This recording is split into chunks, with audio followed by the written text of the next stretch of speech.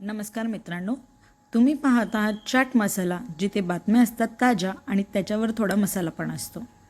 आजचा विषय थोडा भारी आहे, कारण बातमी फक्त टी व्हीवर नाही तर थेट आपल्या खिशाशी जोडलेली आहे. मित्रांनो, कल्पना करा, तुम्ही पेट्रोल पंपावर गाडी घेऊन उभे आहात आणि अचानक बोर्डावरचा भाव बदलतोय. काल पेट्रोल 100 आणि आज 110 आणि आपण विचार करतो, अरे हे काय अचानक झालं.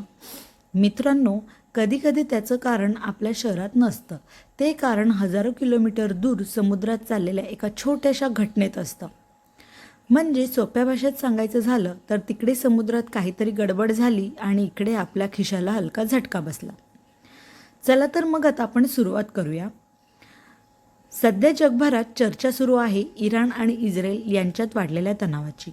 दोन देश अनेक वर्षांपासून एकमेकांचे कट्टर विरोधक आहेत आणि अलीकडे परिस्थिती थोडी जास्तच तापलेली दिसते.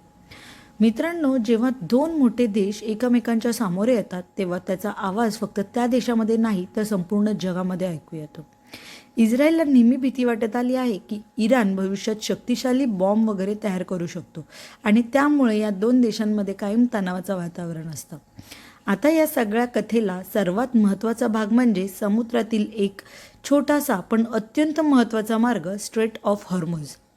नकाशावर पाहिलं तर हा मार्ग फार छोटा दिसतो, पण मित्रांनो, हा मार्ग म्हणजे जगाच्या तेलाचा मेन हायवे आहे. जगातील जवळपास 20% तेल याच समुद्री मार्गातून वेगवेगळ्या देशात जाऊन पोचतं. म्हणजे सोप्या भाषेत सांगायचं झालं तर जर हा रस्ता समुद्री बंद झाला तर जगाचं पेट्रोल पंप नेटवर्क थोडंसं घाबरतं. जसं मुंबईमध्ये अचानक वाशी टोल नाका बंद झाला तर संपूर्ण ट्रॅफिक जमा होतं, तसंच काहीसं या समुद्री मार्गाबाबत आहे. काही दिवसांपूर्वी याच भागात एक धक्कादायक घटना घडली. भारताकडे येणाऱ्या व्यापारी जहाजावर ड्रोन हल्ले झाल्याची माहिती समोर आली. हे जहाज थायलंडचं होतं आणि ते भारतातील कांडला बंदराकडे येत होतं. काही रिपोर्टर्सनुसार हा हल्ला इराणशी संबंधित घटनांनी केल्याचा संशय व्यक्त करण्यात आला आहे. मित्रांनो, समुद्रात शांतपणे चाललेलं जहाज आणि अचानक झालेला हल्ला ही बातमी बाहेर आली की जगभरात एकच चर्चा सुरू झाली. कारण हा मार्ग सुरक्षित नसला तर तेलाचा पुरवठा अडखळू शकतो. तेलाचा पुरवठा अडला, पेट्रोल पंपावरच्या मशीनचा मूड लगेच बदलतो. मित्रांनो, पेट्रोल पंपावर आपण कधी विचार केलाय का? आपण भरत असलेलं पेट्रोल कदाचित हजारो किलोमीटर दूर समुद्रातून प्रवास करून आलेलं असतं. त्यांच्या मते जर परिस्थिती आणखी बिघडली तर पेट्रोलचे दर 10 ते 15 रुपयांनी वाढू शकतात, अशी शक्यता मान्य केली जात आहे. म्हणूनच काही शहरांमध्ये पेट्रोल पंपावर गर्दीही वाढताना दिसत आहे. लोकांनी विचार सुरू केला की कालच पेट्रोल भरून ठेवायला पाहिजे होतं. आज काय होईल, उद्या काय होईल, काही सांगता येत नाही. या सगळ्या परिस्थितीवर अमेरिकेचे माजी राष्ट्राध्यक्ष डोनाल्ड ट्रम्प यांनीही प्रतिक्रिया दिली आहे. त्यांच्या मते जर मध्य पूर्वेतली तणाव वाढत गेला तर त्याचा परिणाम संपूर्ण जागतिक अर्थव्यवस्थेवर होऊ शकतो. त्यामुळे अनेक देश सध्या परिस्थितीवर बारीक लक्ष ठेवून आहेत. मित्रांनो, आता प्रश्न येतो, याचा भारताशी काय संबंध? तर उत्तर खूप सोपं आहे. भारत हा जगातील सर्वात मोठा तेल आयात करणाऱ्या देशांपैकी एक आहे. आपण रोज वारंवार पेट्रोल, डिझेल, गॅस यातील मोठा भाग परदेशातून येतो आणि त्या तेलाचा मोठा हिस्सा हॉर्मुझ या मार्गावरून भारतात पोचतो. जर या मार्गात अडथळा आला तर तेलाचा पुरवठा उशिरा होऊ शकतो आणि मग परिणाम दिसतो पेट्रोल पंपावर, गॅस सिलेंडरवर आणि शेवटी आपल्या घरच्या बजेटवर.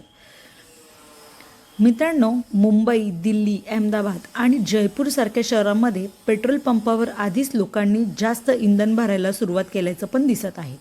काही ठिकाणी लांब रांगा देखील दिसल्या. काही सिलेंडरवरही त्याचा परिणाम होऊ शकतो. काही भागांमध्ये सिलेंडर मिळवण्याचा कालावधी 21 दिवसांवरून थेट 25 दिवसांवर वाढवल्याचं सांगितलं जात आहे. याचा परिणाम छोट्या व्यवसायांवरही होऊ शकतो. मुंबई, सुरत, दिल्ली आणि लुधियानासारख्या शहरामध्ये काही लहान ढाबे आणि हॉटेल आधीच खर्च वाढवल्यामुळे अडचणीत आहेत. काही ठिकाणी लोकांनी सांगितलं की गॅसचा खर्च वाढला तर छोटे व्यवसाय चालवणं कठीण होऊन जाऊ शकतं. म्हणजे मित्रांनो, तिकडे समुद्रात मिसाईल उडाली आणि इकडे आपल्या शहरात चहाच्या कपाचा भाव वाढू शकतो.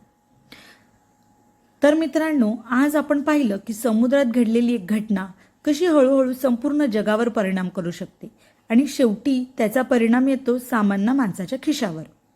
जर तुम्हाला अशा सोप्या आणि मजेशीर भाषेत बातम्या ऐकून घ्यायच्या असतील तर चाट मसाला या चॅनलला लाईक, शेअर आणि सबस्क्राईब करायला विसरू नका. धन्यवाद.